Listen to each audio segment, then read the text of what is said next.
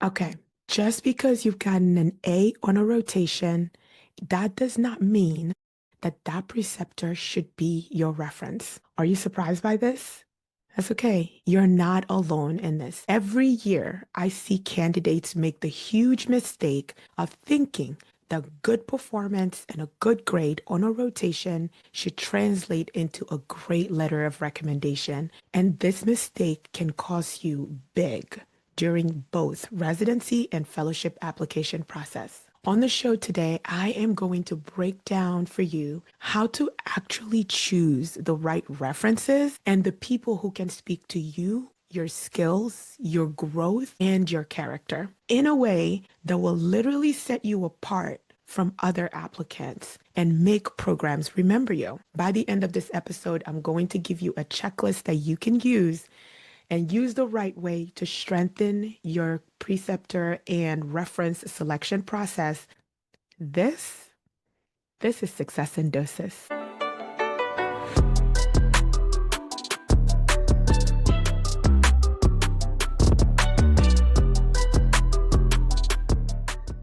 Are you juggling a full schedule but want to learn data analytics? Sparks Academy is for you. It's a fully on-demand platform built with your busy life as a clinician in mind. Whether you're just getting started or ready to take on more advanced projects, Sparks Academy has you covered with guided video, tutorials, hands-on exercises, and full-length projects that simulate pharmacy practice. Have no prior experience? Not a problem. Sparks starts with the basics and builds from there. So you have a chance to make your CV shine with a certificate of completion to help you with postgraduate applications or your next job search. Best of all, they offer an exclusive discount for students, residents, fellows, and technicians. As a trusted listener of the Success in Doses podcast, receive an extra 10% off an annual membership with promo code SUCCESS today. No matter what your practice setting, you'll run into data at some point, right? Learn the skills to increase efficiency and maximize the insight you'll discover. If you're ready for your data journey to begin today, check out Sparks Academy at academy.sparksanalytics.com or see the show notes for the direct link. Don't forget to use code SUCCESS at checkout to get your 10% discount today. Good morning, co-resis and everyone joining me for this Monday morning's episode of Success in Doses. As always, I am so excited to have you joining me and starting your week with me. This episode today essentially kicks us off into the road to match day and the road to decision day for those applying for fellowship. I am so incredibly excited. There's always so much energy in the profession right around this time of the year, because it's decision time and people have to start figuring out if they're going to go residency or fellowship. And this episode today really does touch on one of the most common missteps that I see candidates make in their application process. And it's a little unfair that you find yourself up against this, because really and truly, the simplest thing should be that you've performed well and people should be able to speak volume to how you've done on rotation with them or as a student working on a project for them. And so before we dive in, I'm not going to spend too much time. You know what I'm going to ask of you.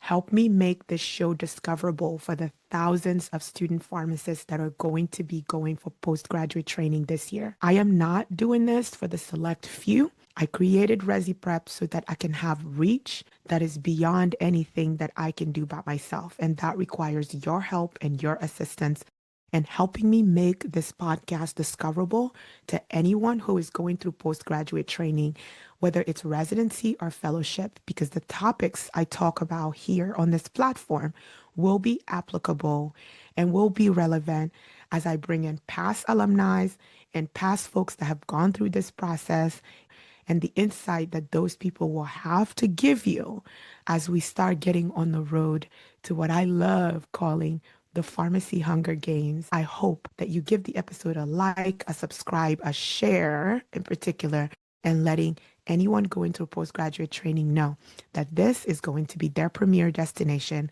for all things postgraduate this upcoming year. And so I want you to imagine something really quick. Imagine being on a rotation where you feel like you have performed to the best of your ability. And that's not just an average performance, but you have done well in following instructions and expressing interest and showing enthusiasm in what else? And being curious, that curiosity, that intellectual curiosity that is so often encouraged. You feel like you've actually done all these things and you have something to show for it by getting an A on the rotation, by getting a pass on the rotation. And so you figured I had an opportunity to demonstrate so much on this rotation and learned so much. And I felt like I had a great working relationship with the preceptor. This would be an exceptional letter of recommendation for me to add to my toolbox. And the sad news I have for you today is that all of what you just went through in the decision-making process, there's nothing wrong with it. In fact, you've picked up on something very important, which is that I was able to show more than one side of myself during this rotation. And surely this preceptor should be able to speak to all of the various sides of myself I was able to share and show and demonstrate and have objective data that actually supports how I worked on this rotation. I should be able to secure an excellent, a stellar letter of recommendation on this rotation. What I'm here to tell you today is that it is not that simple. It is not that simple. And we are going to go through practical things. Well, first of all, there are subtle things that preceptors are going to give off that can give you a clue that this may not be the best person to write on my behalf, right? And we'll go through what those subtle clues are and why you shouldn't ignore them and why you should pay attention to them and be on the lookout for them, because your future quite literally is on the line, not to be dramatic or anything, but your future is quite literally on the line when you are out looking for references. If there was ever a time to be critical and selfish in that selection process, this would be it. And so to get us started, I really wanted to get that myth of having a good grade equals a great letter of recommendation. This is not true. This is a fallacy. And I really, really, really want to caution all of you against buying into this myth. I'm going to give you a story. I had a student that was on rotation with me that performed well. They did well. They followed all the instructions. Whenever something was assigned, they completed it on time. They showed up on time for rotation. And at the end of the rotation, they passed. I didn't really have any real reason to think that this was a student that didn't deserve to pass my rotation. Those that have been on rotation with me know that that is not an easy feat, right? But when approached to write a letter of recommendation for them, I declined. And the reason why I declined to write on their behalf is because I have a professional standard for what I want to be able to talk about in any letter of recommendation I write. I need to be able to talk about more than just your ability to get it done, your ability to produce, for things to cross the finish line, how integral of a team member you are, your communication skills, your resilience, right? Resilience and grades, it's not the same thing. There are people and students that can absolutely make the grade, but they're not resilient. If there was ever a challenge that came up, they would be lost in the sauce. These are usually students that take direction very well. And whenever there is a critical problem solving issue that arises, they are unable to think critically through that and demonstrate their ability to collaborate with other people in order to solve problems, right? I like to be able to speak to your ability to do that. Interdisciplinary, interdepartmental communication and collaboration, our practice site and where I precept absolutely allows for that. And I make those opportunity abundantly clear and that there's plenty of them. But if that student either does it but doesn't do it well, and I feel like I've mentored and coached to try to improve them, I will have to be honest about that in your letter of recommendation. And I know that that is an area that may be problematic when you are in an application pool that is high. The moral of the story is, number one, you're not always going to have preceptors that are going to be comfortable telling you no. I don't feel comfortable because there are things I think that I would not be able to speak to, either because you didn't demonstrate them or because the level to which you demonstrated them, I am not going to be able to give you that stellar recommendation in that category.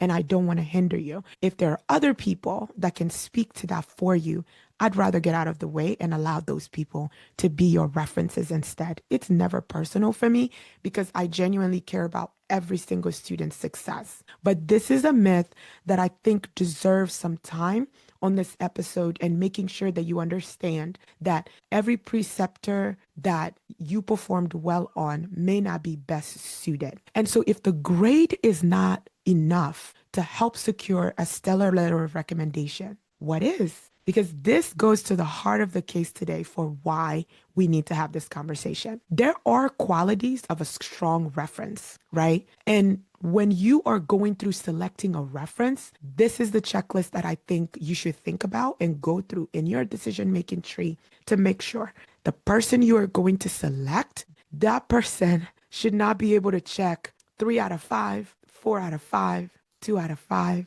This person needs to check all 5 of these boxes and they need to be able to fulfill these categories with absolute certainty in your mind.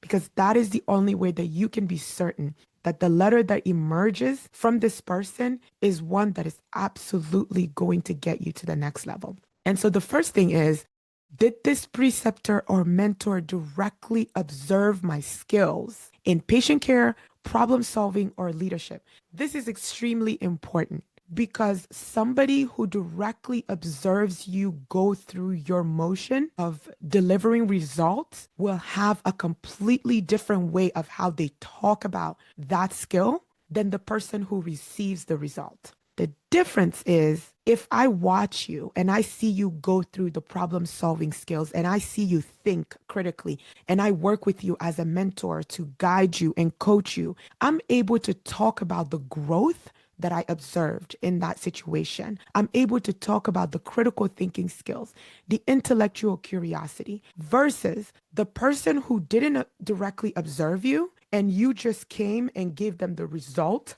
of your work. That person can only talk about the fact that you know how to deliver on problems and, you meet your deliverables, you meet deadlines, you meet blah, blah, blah. But they can't really talk about the how. The person that can talk about the how for you will always be top tier in your selection process. So keep that in mind. The second thing is, can this person speak to your growth, your resilience, not just your GPA? This is going to shock you, but nobody cares about your GPA. Your GPA is now just a door opener because you are no longer competing against people that have average and mediocre GPA. Everyone has a GPA that can kind of pass the smell test. You need to be thinking about differentiators that have nothing to do with your GPA anymore because at this level, at the fellowship level, at the residency level, everybody meets qualification. And so now it becomes about what are those non-GPA things? And those are the resilience and the growth, right? I have a story for you. I had a student that I worked with through Resi Prep that was having an incredibly difficult start in a VA rotation. And in the VA, documentation templates, the thoroughness of how you report on your patient cases, the patients you see, the soap notes you write. This is not something they are going to cut corners on because it's such an important part of their practice. So when they have students, they make sure that this skill is very well established. And if it's somewhere you need to grow, they will push. They will push hard until you are delivering on it.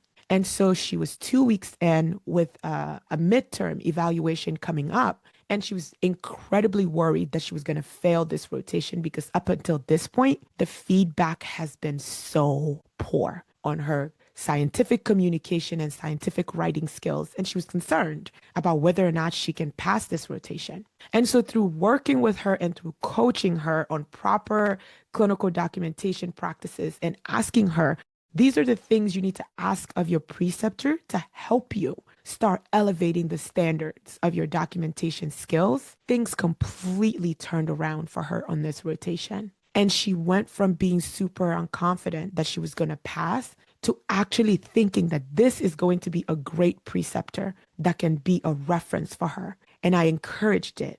The reason why I encouraged it, it's because that preceptor can literally talk about the transformation they observed in this candidate between week 1 and week 5 and 6, when the candidates was at the end. They can also talk about how it was a rough start in this candidate, but the candidate did not give up. Instead of giving up, she kept coming back with questions and kept coming back with ways to clarify the feedback so that each time she submitted, the preceptor could clearly see an improvement in their writing and clearly see that they were getting closer and closer to actually having good command over these standards. A preceptor like that. So a preceptor that you have a rough patch with, don't cross them off the list.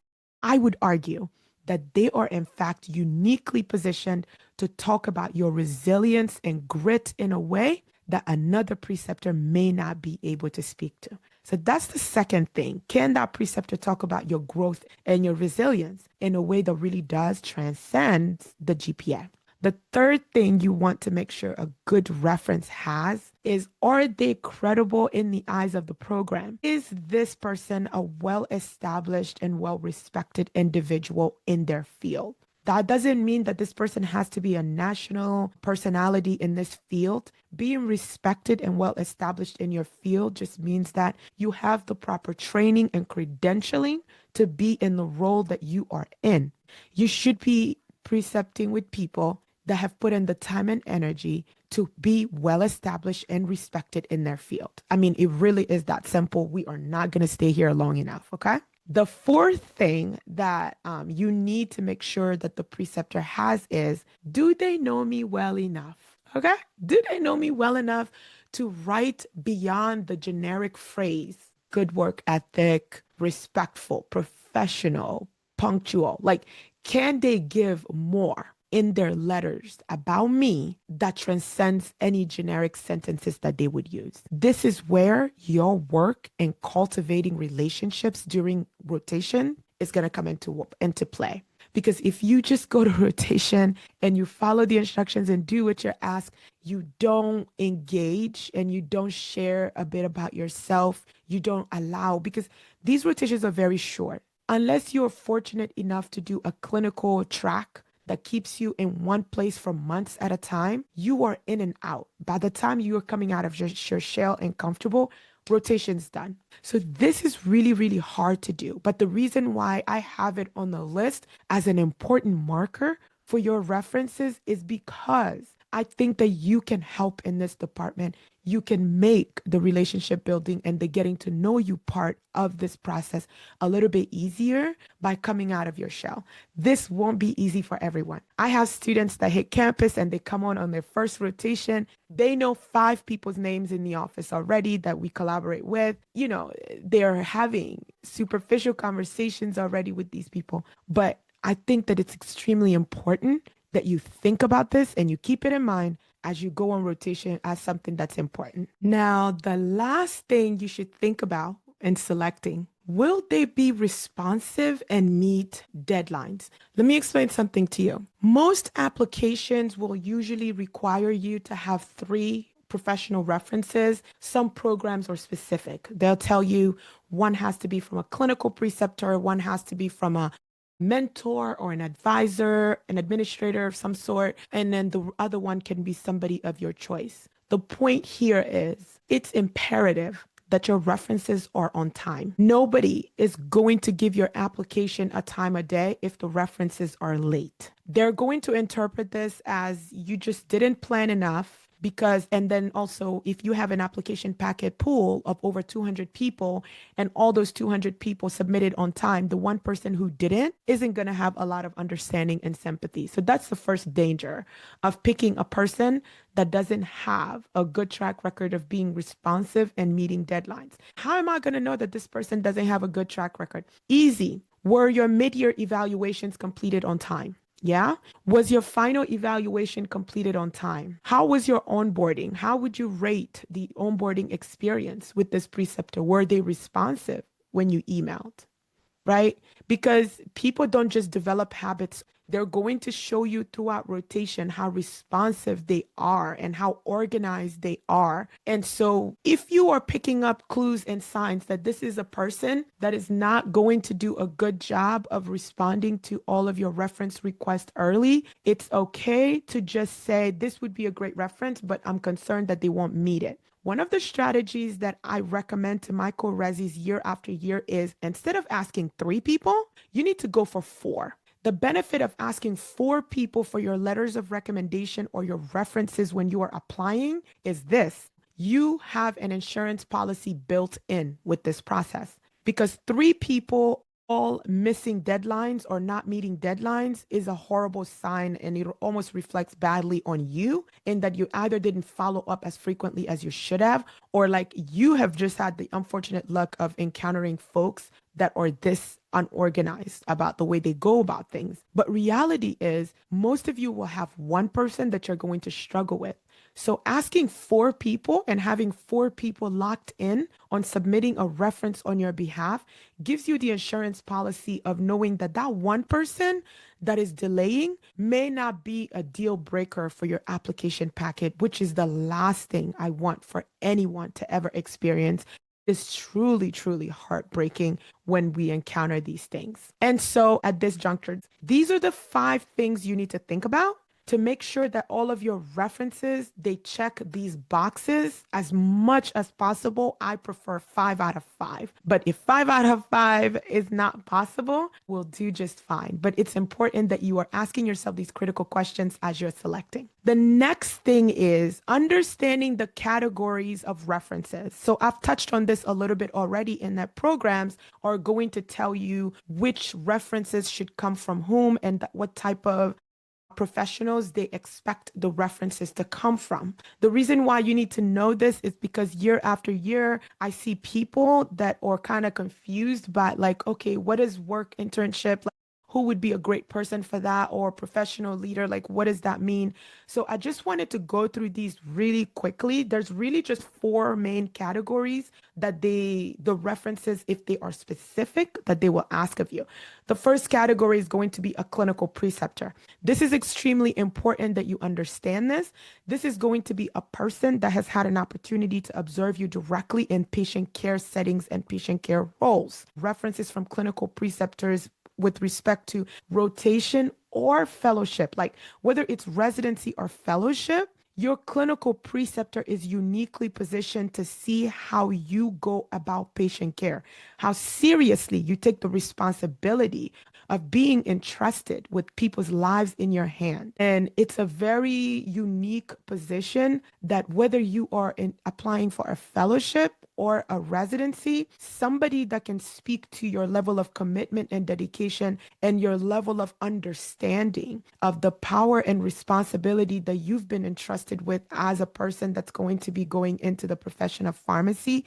It's going to be a powerful letter that's going to emerge from that person. Faculty mentor. In some schools, they actually have a clear designation and somebody selected who is going to be a group of student pharmacists as faculty mentor. This is where that relationship building all throughout school is going to come into play. The reason why people struggle with the faculty mentor selection process is their assigned faculty mentor may not be the best person. Like, that person may not have had enough exposure to them to be able to speak positively to all the things in the 5 categories. That's okay. Faculty mentor doesn't have to be a person that the school assigned as your faculty mentor. It can really be anybody who is faculty at your school that you've been able to build and cultivate a really strong and long relationship with. The benefit of the faculty advisor's presence in your letter of recommendation packet is that they have probably known you the longest, longer than a clinical preceptor, and they have had an opportunity to engage with you as a student pharmacist during your didactic course learning, but also they've watched you and the leader that you are amongst your peers, and the frequency with which you touched base with this person and the quality of the relationship that's emerged as a result of working with this person. They can really be impactful in speaking to your commitment, to your own professional and personal growth and development. They can talk to challenges that you faced that you were able to overcome. They can talk to the leader, the student leader that you've been, and their belief in your potential to go on, no matter where you end up, to cultivating these leadership skills and continue to be a stand-up individual in the profession. So faculty advisors are really great for that because they can talk about knowing you for 3 years, for 4 years, and that's very powerful instead of a clinical preceptor that's known you for weeks. You can see how that would be a difference there. The next person is work and internship supervisor. This is anyone that is at a place of employment, if you've had a job, that can observe you. I want to tell you here that if you've been an individual that has not held a job during pharmacy school, this should not count against you. And a lot of programs really have moved away from asking for work and supervisors as references because we are getting, there's more transparency about the fact that less and less students are keeping a job while in pharmacy school. However, if you've held a job while in pharmacy school, I would strongly encourage you to include a supervisor or manager in the people that are going to write on your behalf, because those people, again, are able to almost accentuate whatever the preceptor says with respect to your drive, your understanding, your professionalism, your dependability at work, your interest in wanting to solve problems in patient care. And that's the reason why, like, having a supervisor, if you've had a job, could be really, really powerful in the pool of letters of recommendation. The next person that is a great person to think about is going to be your professional organization leaders. The reason why your professional organization leaders or your student chapter advisors can be really great people, they've been in this role as chapter advisor for 5, 6, 3, it doesn't matter. Even if you're their second person, they can talk about the caliber of student leader that you've been at this institution. They can talk about the success you've had as a student leader at this institution in a way that no one else can. They can highlight the potential that you have, again, for leadership and progressing.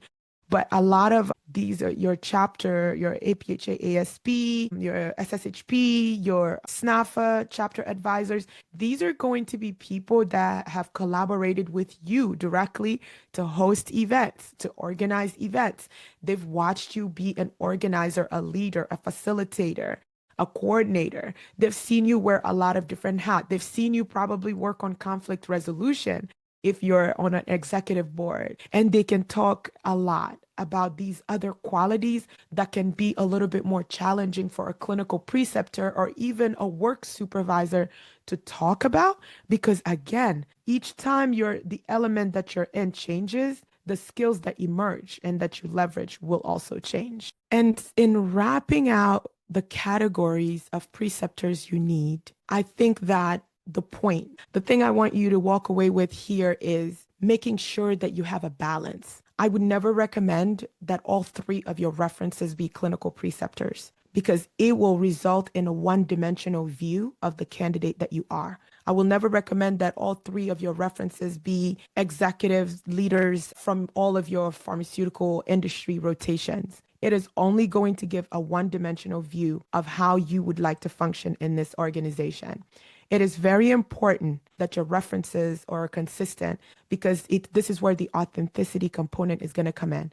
Because if the clinical preceptor, the student organization leadership, and the faculty advisors all agree that you are dependable and you have impeccable work ethic and that you are engaged always in what you are doing, the reviewer is inclined to believe that that is true. Because what is the likelihood that 3 people from 3 different areas are all going to have the same qualities and skills to talk about you, to say that this person definitely demonstrated and possessed this, and this, right? And so I want to promote with you balance over just having the same type, too much of the same type all over. So that's really it. Let's talk red flags. They are going to be all over the place. The problem we have is that candidates don't really pay attention. And even sometimes when the red flags are here and they are ready to wrap themselves around your neck and choke you, you still decide to ignore it because you think you are so desperate and you're never going to have a pharmacy superstar like this again that's going to be able to write a letter of recommendation for you. Here's what I want to tell you about that. There's not only one superstar in pharmacy. There's not only one go-to person in pharmacy, right? A genuine letter of recommendation any day is always going to beat a mediocre letter of and generic letter of recommendation from a mega superstar in pharmacy. So your goal should not be clout chasing in this situation. It should be about who's going to be able to give me the letter that's going to help me get this done. If this person, you've been on rotation with them for 5 weeks and they still don't know your name and or haven't invested the time and energy to know the correct pronunciation of your name, this is not a person I would put very high on my list of people to ask for references, right? It doesn't matter what the name is. It is the effort and the genuine interest and getting to know you at the most basic human level. And that starts by making sure that you are being properly addressed, whether that is your name, whether that is your pronouns, whatever you want to be addressed as. People who don't take the time and energy to learn how to do that in a respectful, professional, and appropriate manner should not be on your list as individuals you want as references. A preceptor that just you feel like this was a struggle bus the entire time. We talked about having a rough start in the beginning and then that story turning around. This is not that preceptor. This is the preceptor where from beginning to end, you feel like you've been struggling. You feel like you underperformed. You feel like, and I think this is where a little bit of vulnerability could be very good and some honest candor, some candor and straight to the point with the difficult conversations you need to have could be really good. In asking that preceptor, I really came into this rotation thinking and feeling like this would be an excellent rotation for me to have a letter of reference from. But I feel like I have struggled here so much, and I'm not sure that you will have a growth story to tell. What can you share with me about how I performed here and whether or not you saw growth enough to be able to write a positive and a strong letter of recommendation on my behalf? I think like these vulnerable conversations and letting people know, it gives them also permission to be honest with you and hopefully open themselves up to be vulnerable right back. And this is when breakthroughs really happen. In this moment, that preceptor should have the grace and the tact not to lie to you, but to tell you the truth in that, yeah, we struggled a lot on this rotation effort. And I think preceptors underestimate that candidates end up respecting you for this. No matter how difficult it is, they know that ultimately you do, in fact, actually care about their success. There's a lot of that's going to happen this season, and I want you to stay awake and aware and understand that there's going to be a lot of fake things that you discover and people saying one thing and then showing you something completely different. Talk to your classmates. Talk to people that applied to the program year before that asked this same person for a letter of recommendation. What did they have to do to get this thing to cross the finish line? You understand what I'm saying? Because the power of preceptors right now is this lack of communication and transparency that is always going on in the residency application process. I'm doing something about that. Stay tuned. But we need a way where we are talking to each other. The previous class is sharing what they're learning from their journey with the class that's coming after them about this preceptor is going to give you heartburn because their letter is not going to come in until 11:58 when it's due at 11:59. This person submitted late and never even bothered to tell me what happened. If there was a family issue, if there was whatever issue, never did. I just know they submitted late and I ended up not even getting an interview at that program. We have to stop gatekeeping and share what we are experiencing with one another to make sure that the power of this, the lack of transparency currently in the application process, that we are combating that and that we are standing up to it, because it is not fair that someone is out here year after year after year, they are submitting late, and that is having a direct impact on the outcome and success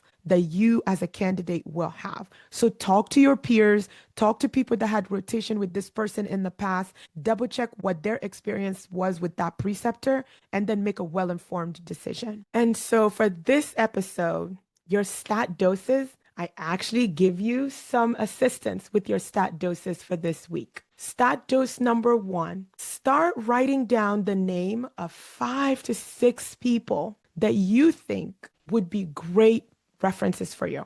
Keep in mind that these references should be a variety. I think that having 2 clinical preceptors at the most is what I would recommend for residency, and having somebody be a reference that is a non-clinical preceptor, so faculty or organizational leaders or a supervisor. So stat dose number 1 is write those names down. And then from those names, start running them through the checklist. Can each of these references that you just wrote down meet all 5? If they don't meet all 5, the people that meet 5, put those aside as your guaranteed ask. And then who are the folks that meet 4 out of 5? I would really, really, really, really stay away from 3 out of 5 and anything lower than that. And to make this happen for you, I have created a checklist that is also going to be available. If you check the show notes, you will find out how to get access to the checklist, as well as the link is going to be available in my bio on how you can get this checklist delivered immediately to your inbox so you can work on it. The third stat dose I have for you is I need you to ask and set up a meeting, set up a targeted meeting that you can have with each of the individuals that you select after you go through your checklist, to ask them formally for their support in your application process. The question should be clear and direct with what you are asking. Would you feel comfortable writing a strong letter of recommendation on my behalf? Can you be a reference for me? I think is weak. Can you write a good letter of recommendation for me? I think is too passive. That's not what you need. You need you need an exceptional letter of recommendation. And it's about asking directly and not beating around the bush, so that if they say yes, they know what they are saying yes to. And you take pride and comfort in knowing that you are direct in your ask, so there's no confusion about what you're asking for. I will talk a lot on social media to you about what you should provide your references to help them and make this job easier. There are some critical questions that you should answer to give your references so that they can get a deeper understanding of what your motivators are for applying for fellowship, for applying for residency. When people have this type of background knowledge and information about you, it makes the reference writing process so much easier for them. And you want that because most of these references are going to be due around the holiday season. People want to get out of the office and be with their families. Anything that you can do to help move that process along is going to be greatly appreciated. And so those are the stat doses for this episode. And the link for how you get the references, I'm going to make sure is available across all platforms, so that you're getting the checklist and you're getting all of the assistance you need so that this critical step is not missed. As always, I am so grateful to have you listening all the way to the end, because that's where I always have the gift in rewarding you for sticking with me. I am grateful for your time, and I hope that your Monday and this entire week starts off really, really well. I need your support and spreading the word with everybody applying for postgraduate this year, to let them know this is their premier destination to understanding how they can navigate this with somebody that has a proven track record with over 98% match rate at phase 1 in 2024 and 2025. And as always, success starts with the tiniest little step. This week, it starts with just downloading the checklist and going one step forward and reviewing all of the people that you think would be great references on your behalf, and actually putting that assumption to test and emerging with a list of people you know can get the job done. Success is one dose at a time.